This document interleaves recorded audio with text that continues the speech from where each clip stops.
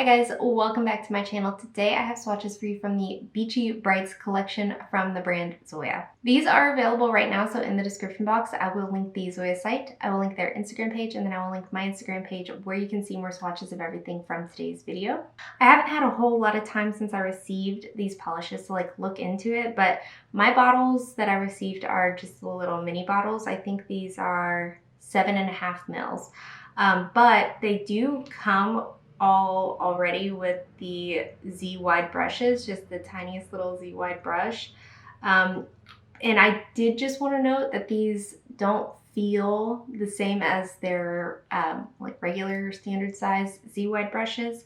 They are a little bit stiffer, so I feel like application is just the tiniest bit tricky with these, just because the stiff brush and the neon formula. So bear that in mind. They're not bad by any means. It's just if you are a stickler for a brush, these do not feel exactly like the Z Wide brush, but it does come with a rounded, large brush. So anyway, in the Beachy Brights collection, we do have 6 neons that we're looking today, and let's go ahead and get started. So first we have Yohanna, and this is described as an ultra bright knockout pink, and this one does have a almost blue shimmer to it. These are also mini bottles, and all of these bottles already come with the Z-Wide brush to them. But I did want to show you just size comparison to a standard size bottle of Zoya nail polish. So here's our first coat of Yohanna, and this covers really well here on this first coat. It is a little bit chalky, so it's not gonna self-level super well, so I am trying to make my coats as even as possible, but the formula is nice to work with. I didn't have any kind of running, pooling, or staining. It's kind of the trade-off with the self-leveling is it doesn't run as bad if it doesn't self-level. So here's our second coat, and that does cover completely in 2 coats. This does dry to like a waxy finish, so I do still suggest going in with top coat just to give it that finished look. Nothing in this is going to dry textured or be difficult to remove, but that shimmer does kind of disappear on the nails, but there are 2 coats.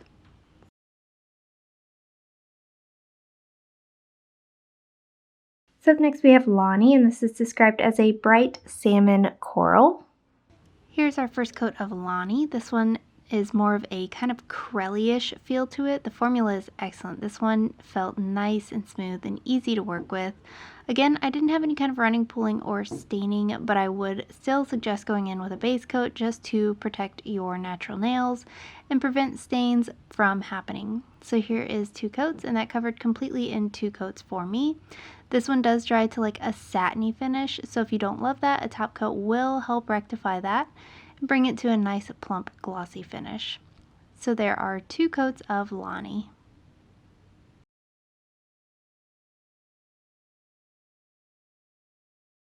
Next up we have Alora, and this is described as a juicy fire engine red filled with pink undertones. Here's our first coat of Alora. This one is again more of that crelly-ish feel to it, where it's a little bit squishy on the nails, a little bit more sheer, but still very opaque in 2 coats. Again, this formula is excellent to work with. No running, pooling, or staining, but again, I do still recommend using that base coat just to prevent stains. I know sometimes red pigment does tend to stain some folks. This did cover completely in 2 coats for me, and it was a pretty solid 2-coater. I don't think anybody would need a 3rd coat. Sometimes with the reds, it can be more of a jelly finish. This one is more of a cream in my opinion. I still would recommend top coat. Removal's easy. So there are 2 coats of Alora.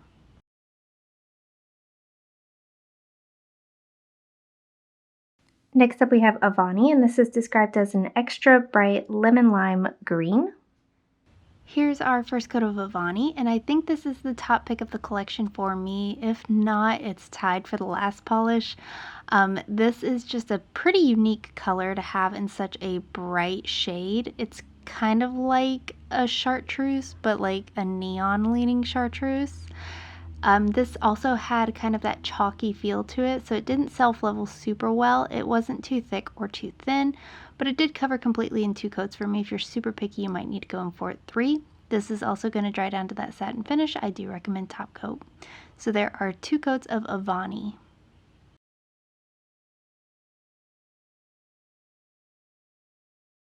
Next up we have Pluto, and this is described as a vibrant Carolina blue.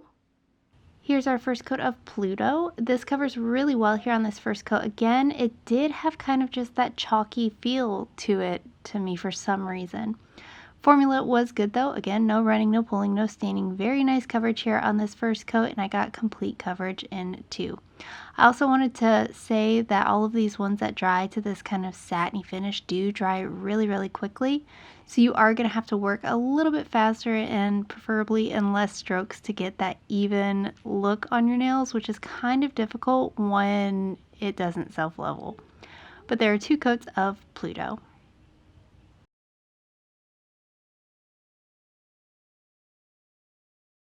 And lastly for today, we have Soraya, and this is described as an ultra bright, creamy highlighter fuchsia. And here's our first coat of Soraya, and this one covers really well here on this first coat. This is my other top pick of the collection. I think that this is a beautiful bright shade. Formula is again excellent, very smooth, easy application. This is also kind of a unique one to the neon line in general. It's just not one that you see super often. This is also going to dry to that matte finish. I do think this one dries the mattest of the bunch. So if you don't love that, again, you'll want some top coat. But there are 2 coats of Soraya.